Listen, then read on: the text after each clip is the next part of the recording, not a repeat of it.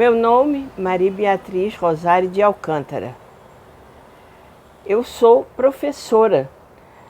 Não sei se foi uma boa escolha para os meus pais, que ficaram um pouco tristes, pensavam que eu ia ser cientista.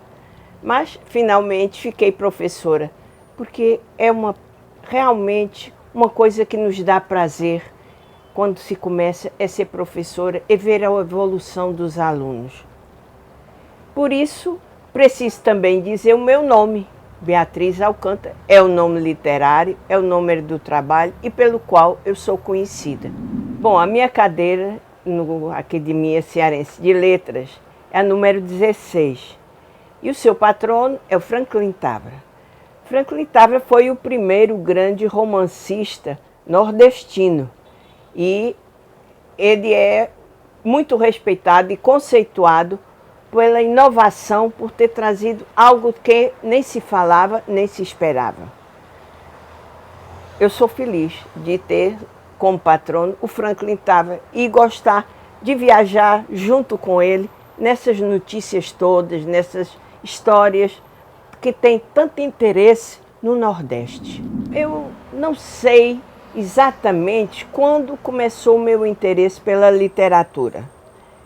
Eu me lembro vagamente de ter escrito uns papéis, mas uns papéis sem valor nenhum, quando na nossa turma de crianças, que todos nós, os nossos pais já eram amigos e tudinho, no interior de Portugal, íamos de férias. Então, desde essa época, éramos como irmãos, muito próximos. E de repente veio a guerra na África e as famílias que tinham em Moçambique ou em Angola, foram embora. E foi muito triste. E eu lembro-me vagamente de ter escrito um papel. Esse papel foi colocado dentro de um livro ou de revista, possivelmente os livros de romance que nos davam sempre para ler, as Memórias de uma Moça Bem Comportada, Sofia e outras assim. E pronto, passou. Um belo dia, eu já estava estudando fora de Portugal, quando eu pego um livro e vejo essa folha. E eu digo comigo mesmo, Maria Beatriz, você está até escrevendo bem. Mas ficou por isso mesmo. Tempos depois, teve um amigo nosso que morreu subitamente. Nem se sabe bem porquê, nem como. E lá vou eu escrever novamente, sem me aperceber que estava escrevendo. E pronto. Quando eu cheguei no colégio e que eu via outras poesias, via uns poemas aqui e outros ali, eu dizia, eu já pensei nisso, eu já escrevi aqui. E foi aí que eu fui descobrindo que eu tinha uma sintonia. Não que eu tivesse arte, nem que eu tivesse muita sabedoria para isso. Eu tinha uma sintonia com aquele universo de sonho, de fantasia, de liberdade de se expressar e de falar. E foi quando começou. Depois, aqui em Fortaleza, quando eu vim, comecei a notar que o brilho do sol, os tons de verde e azul no mar, tudo era diferente, muito diferente. E comecei a escrever. Nisso surgiu um movimento aqui em Fortaleza, mas já vinha do sul do país, que era um ou outro tipo de fazer poesia. Mas não era possível estar lançando essa poesia, porque estávamos em momentos, o país vivia uns momentos não apropriados à poesia, sobretudo de jovens. Depois eu achei um dia, foi uma coisa muito especial. A professora começou com um poema muito conhecido nas escolas portuguesas. Batem levemente, como quem fala por mim. Será chuva? Será vento? Ai, vento não é certamente. E a chuva não bate assim. Mas é talvez a ventania. Ainda há pouquinho, Nenhuma agulha bulia na quieta melancolia do beira do caminho. Fui ver, branca e leve, branca e fria, há quanto tempo eu não via. Ai, que saudade, Deus meu, desta neve que me domina. Aí eu digo, olha que coisa bonita, se eu soubesse dizer uma coisa dessas, eu ia ser poeta. Todo mundo lá em casa riu, achou muita graça disso. Só mesmo a cabeça tonta dela para ser poeta. E não é que eu dei para isso.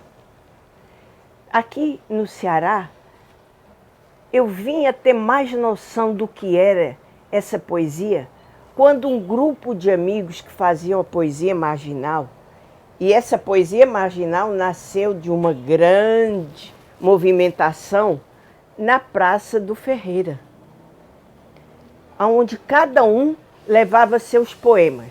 E em certo momento, uma avioneta vinha por cima da Praça do Ferreira e jogava os nossos poemas. Ai, aquilo era uma coisa formidável. Era a poesia marginal.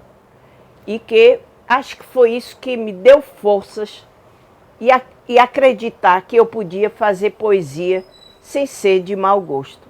Não sei até hoje se eu ainda faço de mau gosto, mas eu sei que eu faço poesia e que vez ou outra até gosto. Mas uma coisa que me definiu que eu podia ser poeta. O professor que me chamou era o professor Arthur Eduardo Benevides. E nós estávamos fazendo uma prova na faculdade, quando ele começou batendo o pé e fazendo teque, teque, teque, teque, teque, teque, teque, teque. Aí chegava no fim e fazia aham, e voltava teque, teque. Aí eu perguntei à minha colega, ele é tontinho, o professor? Aí ela disse, não, ele é poeta.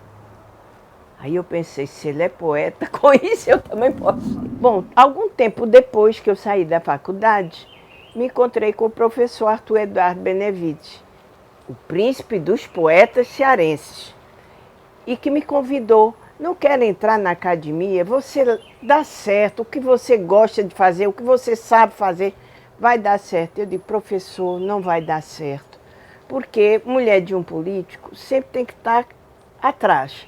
Não pode concorrer com o seu marido, nem se expor muito. Aí ele, não, acho que não concordou muito, mas aceitou.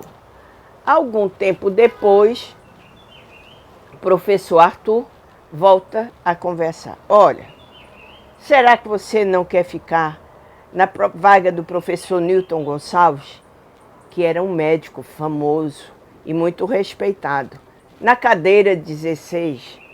Eu disse, professor, vai dar mesmo certo? Ele disse, tente.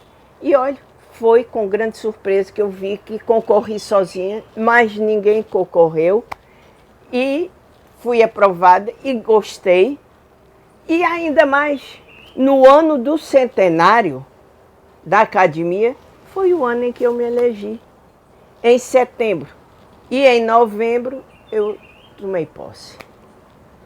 Foi realmente um grande momento, um grande salto na minha vida cultural. O meu discurso na Academia Cearense de Letras foi incentivado, como nós já tínhamos conversado, com o professor Arthur Eduardo Benevides, que foi meu professor na faculdade e que era o nosso príncipe dos poetas cearenses à época. E ele era tão sensível que ele apercebeu quem era a pessoa, minha amiga dos acadêmicos, que poderia me saudar.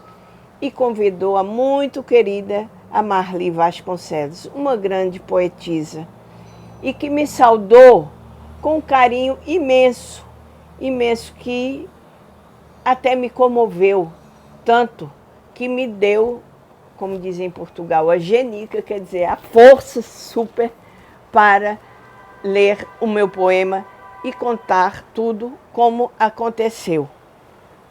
A minha vida do princípio até aquele momento. E eu mencionei, por exemplo, a minha nacionalidade luso-brasileira, que começou com duas famílias nitidamente portuguesas, seculares, de mais de 400 anos cada uma das famílias. A família Rosário, e a família Barreiros, e que nos deram essa nacionalidade e depois aonde eu fiz os estudos. E nisso eu verifiquei, quando cheguei aqui no Brasil, que havia uma sensibilidade em certas colegas minhas da faculdade que me emocionavam. E a Marli Vasconcelos era uma delas. Tudo que a Marli faz é perfeito, é invocado. Você sente uma natureza de alta qualidade em tudo que ela diz, em tudo que você sente vindo dela. E o professor Arthur intuiu, observou certamente a nossa amizade, que via sempre a Marli, convidou-a. Lindo, lindo, lindo o poema dela. O discurso dela foi um poema do princípio ao fim. Bom, depois eu havia que saudar, né?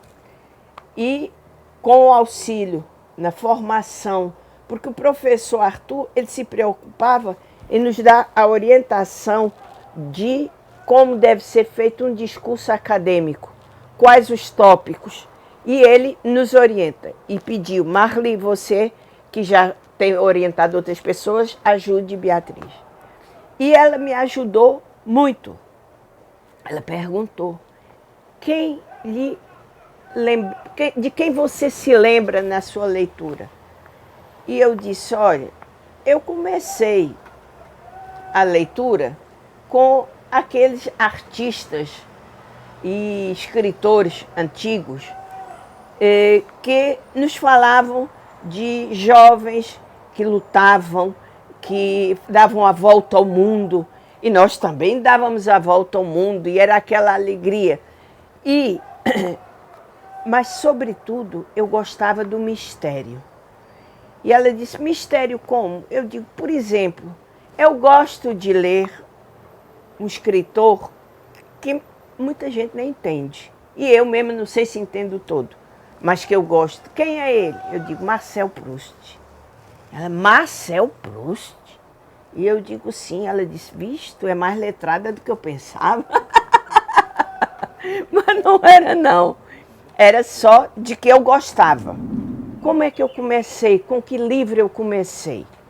Eu comecei com A Revolta Positiva de Simone de Beauvoir. Simone de Beauvoir, casada com Sartre. Eles estiveram até aqui no Ceará, em tempos atrás. Eu não cheguei a ver porque ainda não habitava o Ceará, ainda morava em Portugal.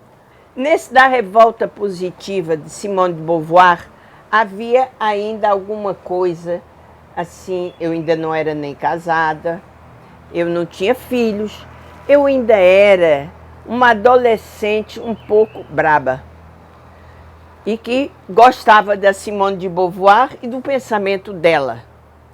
Depois, quase uma sequência disso, eu escrevi um segundo livro. Nesse segundo livro, eu tinha mais duas colegas, eu não estava só. Mas nós ficamos com receio de como nós, às vezes, éramos fortes na poesia,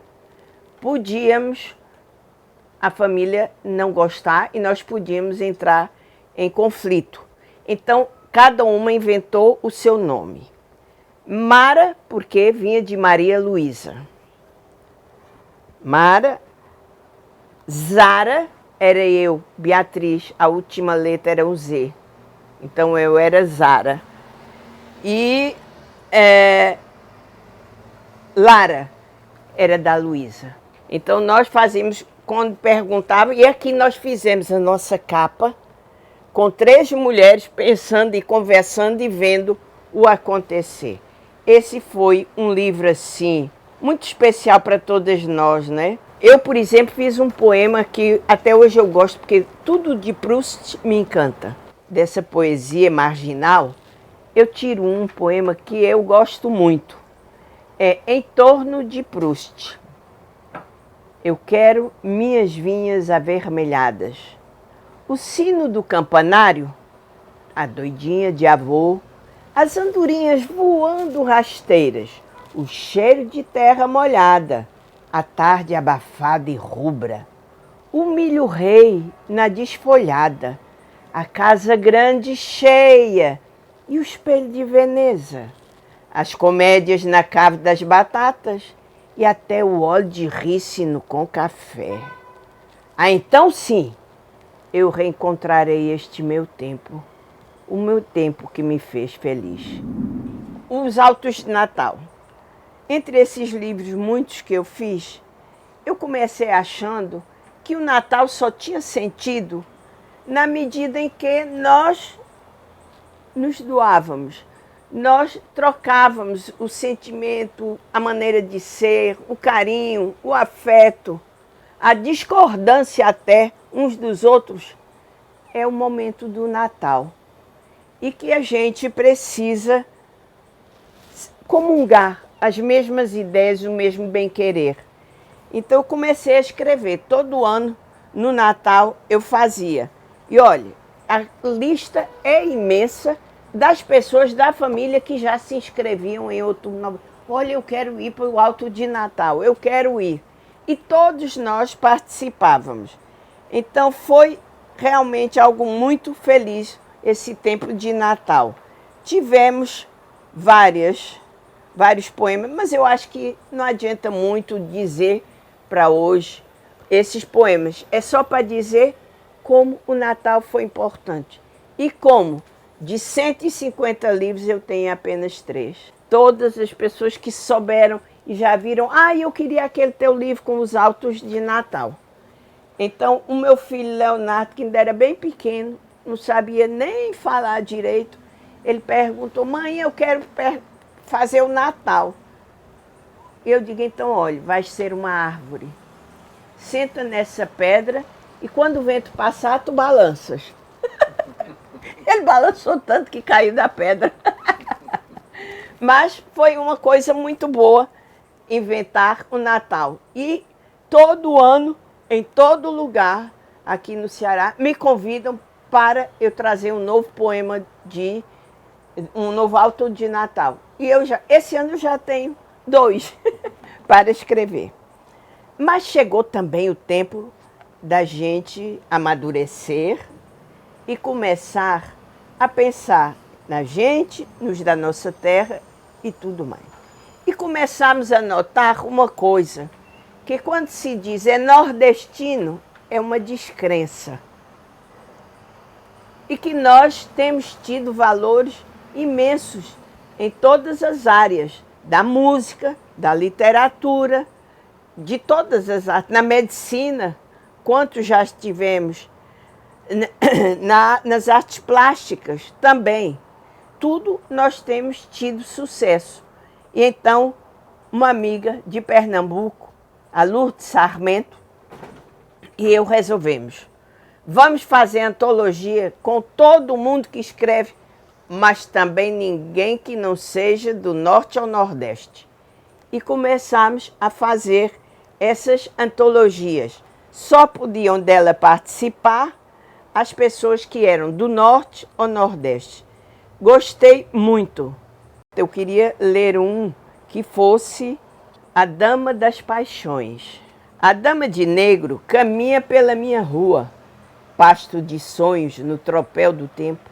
Não tem pressa, pisa as flores do jambeiro, manchando o chão que se abre em raízes e devora o fruto. Que queres, senhora? No silêncio da tarde, tua voz corta o canto da pedra. Na flor vermelha que se perde, há veias de sangue, ao coração do mundo.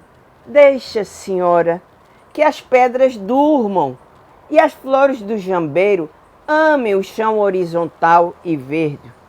Os jambeiros jambem. E a voz rubra da fêmea responde. Quando a noite anunciar o fim da vida, restará a melodia com sons da infância, o prazer e a dor. A dama das paixões salvou a criança acordando na rua. Então, são vários poetas que participaram. Fizemos 3 antologias. Todas 3 nós ficamos muito felizes de fazê-las. A Academia Cearense de Letras, para mim, foi a descoberta de um universo que eu nem sabia se ele existia. Porque poetas tem muitos, pessoas ilustradas, pessoas sábias à nossa volta tem muito. Mas há um universo atemporal na Academia Cearense de Letras. Não sei bem das outras, a Academia Fortalezense ainda está muito nova. Então, mas a Academia Cearense já fez 100 anos. E ela nos revela a cada momento o que existe de melhor, de mais, que exige mais reflexo de todos nós, no pensar e no sentir.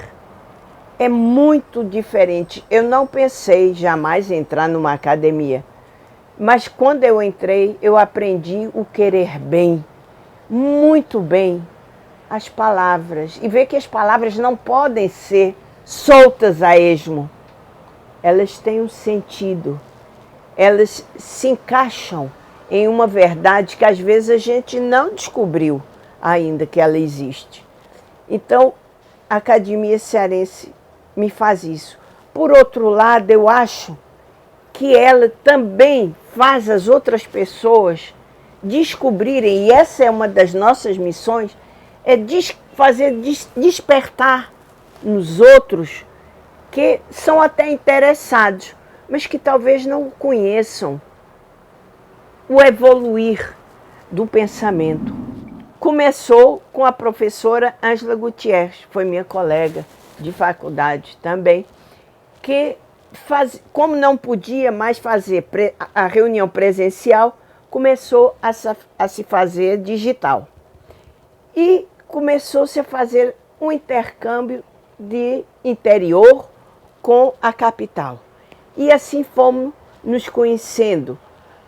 Fomos chamando aqueles que estavam distantes e um pouco esquecidos, porque a pandemia fez isso. Afastou todos e nós fomos nos esquecendo até de quem queríamos, às vezes, muito bem e com quem tínhamos afinidade.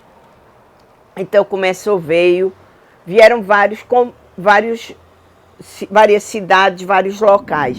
O mesmo foi feito, não porque a gente pudesse ir a Camusim, porque era distante e porque ainda não podia ser presencial. Então nós fizemos digital também. Foi muito bom. Fizemos com Ipu. Então isso faz com que a gente vá vendo outros momentos, outras maneiras da civilização se apresentar. Eu gostaria muito de ter as palavras certas para convocar os jovens, seus pais, professores e aqueles que estão mais perto da cultura, de fazerem um núcleo para chamar outros e para termos um pensamento mais equilibrado, mais justo e também que dê alegria e sentido à vida. Viver por viver, por quê? Se nós temos tanta coisa à nossa volta para nos mostrar que é bom que nós estamos aqui uns vistos por outros e podemos dizer que bom estamos vivos, mas estamos vivos com sentido na vida. Temos prazer em viver. O sol nos dá alegria. Ver a lua também. Mas será que nós vemos a nossa própria alma e não cuidamos dela? Um livro sempre traz verdades absolutas. E nem sempre a gente as apercebe. Outras vezes nós nos apercebemos do valor de um livro. Aquilo que nos mostrou, que nos ensinou, que nos levou para crescer e que nos fez deixar de ser tão egoístas, de pensar nos outros e pensar que cada um tem o seu modo próprio de pensar, mas nós somos sempre os mesmos.